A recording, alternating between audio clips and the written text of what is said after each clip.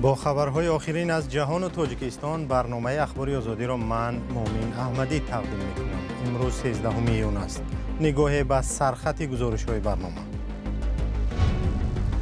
در حمله اسرائیل به ایران چند فرمانده بلندپایه نظامی و چند دانشمند فیزیک کشته شد.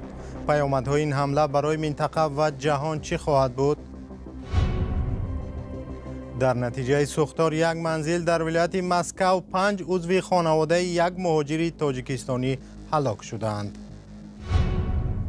در حالی که سروزیر هندوستان با مسافر نجات یافته فاجعه سقوط هواپیما ملاقات کرده است، نزدیکانش در بریتانیا از آن غمگینند که سرنوشت برادر دیگرشان معلوم نیست. ما از این حادثه بسیار آزرده هستیم. سبب تنها این نیست که برادر ما آنجا بود. در هواپیما 242 کسی دیگر. اسرائیل صبح 13 میلیون به چند شهر ایران از جمله تهران حمله کرد. مقامات اسرائیلی گفتند که هدف حمله پیشگیری از دستیابی ایران به سلاح هسته‌ای است.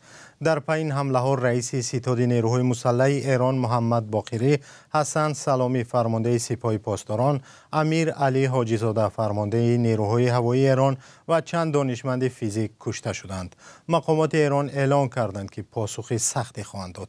پیش از برنامه از همکارم کیان شریفی شارح رادیو آزادی پرسیدم که از بین بردن چند فرمانده بلندپایه و حمله به چند مکان مهم ایران معنای آن را ندارد که اسرائیل در داخل این کشور دستی درازی دارد؟ کاملا اونجوری که طبق گزارشی که ما خوندیم و دیدیم، اسرائیل تونسته وارد حریم هوایی ایران بشه و به مقرهای خیلی حساس و حتی مکانهای مسکونی توی خود تهران که میشه وسط ایران حمله بکنه. رسانه‌های اسرائیلی یه چیز جالب دیگه هم میگن، اینه که اسرائیل توی ایران یه مقر پهپادی ایجاد کرده بوده که از طریق اون این حملات رو انجام داده، که اگر درست باشه نشون میده که چقدر اسرائیل در عمق خاک ایران و در عمق اطلاعاتی ایران نفوذ کرده. رسانه‌های ایران از احتمال لغو شدن دور نوبتی مذاکره هسته‌ای این کشور با آمریکا خبر دادند. از کیان شریفی پرسیدم که تا کجا امکان مذاکره ایران و آمریکا در مورد برنامه هسته‌ای وجود دارد؟ این گزارشی که رسانه‌ها میدن ولی ایران به طور رسمی اینو اعلام نکرده. حالا به نظر میاد طبق اتفاقایی که افتاده احتمال اینکه دور ششم مذاکرات در عمان که قرار یکشنبه انجام بشه برگزار بشه خیلی پایین اومده. این تصمیمیه که ایران احتمالاً باید تا فردا بگیره که آیا میخواد بره به این مذاکرات یا نه. اینجاست که اصلا تصمیم مهمیه، چون اگر ایران بخواد بره به این مذاکرات یعنی دیپلماسی رو انتخاب کرده و میخواد تنش‌ها رو بیاره پایین، و اگر نره یعنی میخواد به یه طور دیگه جواب اسرائیل رو بده و دیپلماسی دیگه چاره نیست. از کیان شریفی اینچنین پرسیدم که تا کجا ایران پس از این حمله جدی در پی ساختن سلاح هسته‌ای خواهد شد و عموما در این شرایط ایران چه راهی را انتخاب خواهد کرد؟ احتمالش هست. ایران قبلا هشدار داده بود که اگر اتفاق خاصی بیفته مثل همین حمله، ممکن از معاهده‌ای که جلوی تولید بمب هسته‌ای میگیره خارج بشه، و بعضی از کارشناسان میگن که این حمله اسرائیل شاید به ایران این موقعیت رو بده که از مشروعیت بین‌المللی برخوردار بشه که واقعاً یک بمب هسته‌ای تولید بکنه. سپاس از همکارم کیان شریفی که درباره حمله آخر اسرائیل به ایران صحبت کرد.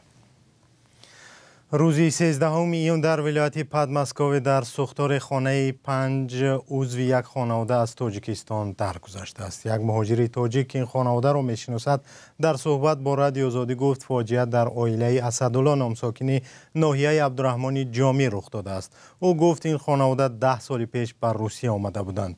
این مهاجر گفت تا جایی که شنیده است سوختار در پی ترکیش گاز رخ داده است. مقامات روسیه هنوز حادثه را شرح ندادند. خود مرد آن شب در خانه نبوده است ولی همسر و فرزندان و یک نویره نوزادش آنجا بوده است. وزارت حالتهای اضطراری روسیه روز 13 میلیون خبر داد که در سوختار در یک خانه استقامتی در ولایت پدمسکوی روسیه 5 کودک جان داده است. کمیته تفتیشاتی روسیه گفت کودکان فوتیده 2 ماهه، 1 ساله، 9، 11 و 17 ساله بودند. در اظهارات این نهاد آمده است که وقتی ماشین‌های سوختار خاموشکنی به جای سوختار رسیده آمدند، تمام بینای استقامتی با پهنای 72 متر مربع به کامی آتش رفته بود.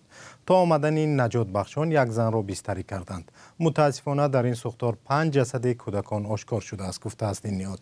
حادثه را مقامات روس تفتیش می‌کنند. سلام، اگر خط و خبر می‌خواهید ما داریم. نوید بامدادی، سرخط خبرها، اخبار تاجیکستان و جهان، گزارش‌ها و تحلیل‌ها. چی می‌گذرد و چرا؟ دانستن فهمیدن است. ضمیمه یا اپ ما را بگیرید. در ادامه سخت‌تر کردن مبارزه با مهاجرت غیرقانونی، مقامات امریکا یک شهروند ازبکستان را که در کشورش برای جنایت جستجو می‌شد برای پاسخ دادن در دادگاه به وطنش فرستادند. غیاس‌الدین ارگشف یکی از 10 تن از شهروندان ازبکستان است که در چند وقت اخیر از امریکا به این کشور اخراج می‌شوند. همکارم طاهری سفر گزارش می‌دهد. غیاس‌الدین ارگشف ظاهراً در کرسی هواپیما و قبل از پرواز به ازبکستان، اداره مهاجرت آمریکا گفت که این جوان را که در وطنش به تقلبکاری متهم می‌کنند روز 29 می از آمریکا اخراج کرده به ازبکستان فرستادند. اداره مهاجرت می‌کوشد افرادی را که از جوابگری جنایی در کشورشان می‌گریزند و اینجا پناه می‌برند از خاک آمریکا بیرون کند تا آرامی جامعه تامین و امنیت ملی آمریکا مستحکم‌تر شود. شهروند ازبکستان را سال 2023 برای ورود غیر قانونی به خاک آمریکا دستگیر کرده و با شرط حاضر شدن به دادگاه جواب دادند. معلوم نیست او در ازبکستان به کدام جنایت متهم می شود. اداره مهاجرت آمریکا اولی همین ماه از بازداشت یک شهروند تاجیک تبار روسیه خبر داد که به گفته این اداره در تاجیکستان برای عضویت در سازمان تروریستی القاعده جستجو می شود. نامناسب این جوان را نگفتند و تا حال معلوم نیست که او را برای محاکمه به تاجیکستان می فرستند یا به روسیه. فیلادلفیا یکی از شهرهای آمریکاست که مهاجران به خصوص از ازبکستان و هم تاجیکستان آن را مکان اقامت انتخاب کردند. مقامات آمریکا تا کنون بیش از 130 شهروند کشورهای آسیای مرکزی را به وطنهایشان اخراج کردند. نام 149 شهروند تاجیکستان هم در فهرست آنهای هست که باید از آمریکا بیرون کرده شوند. رئیس جمهور ایالات متحده دونالد ترامپ پس از بازگشت به قدرت در ماه ژانویه سال گذشته مبارزه سختی را به ضد مهاجرت غیر قانونی به راه ماند. ماموران امنیتی در شهرهای گوناگون هزاران مهاجر را دستگیر کردند و شدت گرفتن عملیات‌ها به ضد مهاجران سبب تظاهرات به ضد دونالد ترامپ در شهرهای گوناگون آمریکا شد. یک خبرنگار در ناحیه واسه پس از چند گزارش درباره زندگی لولیان کاری خبرنگاری را کنار گذاشت و آموزگاری کودکان این قوم شده است. لولی تباران از کاری او راضی‌اند. چند سال اخیر در ناحیه واسه تلاش می‌کنند تا فرزندان بیشتری لولی را به تحصیل جلب کنند. همکارم محمود جان رحمتزاده درباره کار این آموزگار در مکتب ویژه برای لولی تباران گزارش تهیه کرده است که آن را اینجا با هم می‌بینیم. اشورالی ارگشف و همکارانش آمدن شاگردان را انتظارند. کاری خود را هر صبح با این شیوه در مکتب میانه رقم 68 ناحیه واسع آغاز میکند. پیش از کار در مکتب روزنامه‌نگار رادیوی ختلان بود. دو گزارش درباره برابر حقوق کودکان او را به مکتب کشید. حالا با فرزندان لولی تباران درس میگوید. راستی منم در بیرون میدیدم که اینها بچه کارها مشغول میگفتند نخود که و وقتی می آمدم میدیدم اینجا در واقع درس میخونند، در واقع فعالیت مؤسسه خوب است. تصمیم گرفت که ادامه دهم انمون کارهایی را که در گذشته آموزگاران کردند و من نیز انمین جا را پیش برم. اشورالی ارگشف دلی کودکان و والدین این قوم را به دست آورده است. قومی که آزار و تبعیض میبینند و اکثر وقت تحقیر میشوند.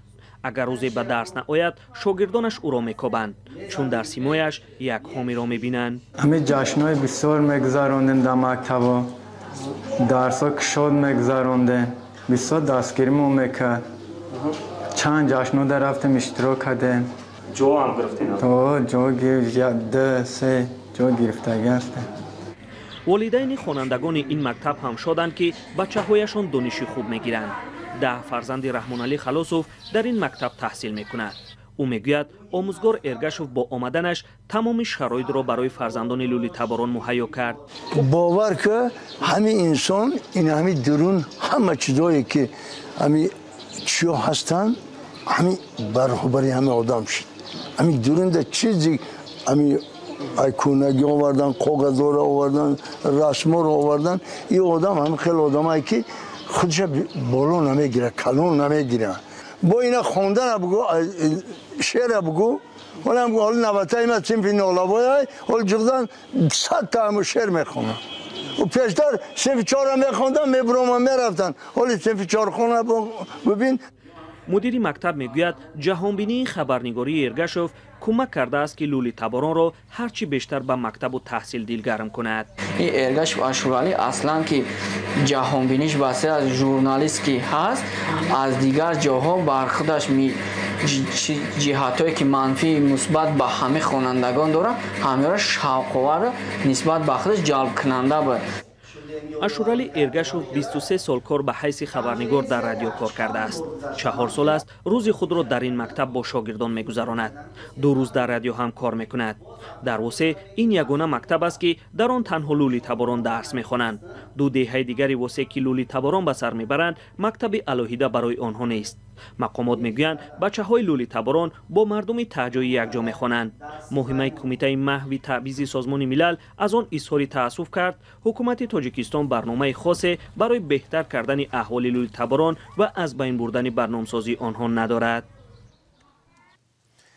امروز هواپیمای مسافربر شرکت ایر ایندیا که از شهر پوکتی تایلند به دهلی نوی هندوستان حرکت میکرد و طور اضطراری به پوکت برگشت. به قول خبرگزاری ریترز بعد اعلان بمبگذاری هواپیمای خطسیر ایر ایندیا 1379 اکیپاژ تصمیم گرفت که به پوکت برگردد. ولی فعلا در هندوستان و سراسر عالم خبر اولی سقوط هواپیمای هندی در شهر احمدآباد و نجات تنها یک مسافر آن می باشد که برخی از رسانه ها معجزه آسا نامیدند. در این باره همکارم خرامان بقازاده معلوماتی بیشتر دارد. روز جمعه در یکی از شفاخانه های شهر احمدآباد سروزیر هندوستان نریندرا مودی با یگانه مسافر نجات یافته هواپیمای بوینگ 787 شرکت ایر ایندیا و چندی از مجروحان این صدمه دیدار و گفتگو داشت. رسانه‌های محلی هندوستان نوشتند که این شخص شهروند بریتانیا رامیش ویشواش کومار است که در کرسی 11A یعنی در روبروی برآمدگاه اضطراری نشسته بود. مسافر نجات یافته به خبرگزاری‌های هندی ابراز داشته است که با آغاز پرواز صدای بلند شکست و ریخت را شنیده است. به قول ویشواش کومار برادرش در کرسی دیگری همین هواپیما نشسته بود و اون نمی‌داند که سرنوشت او چی شده است.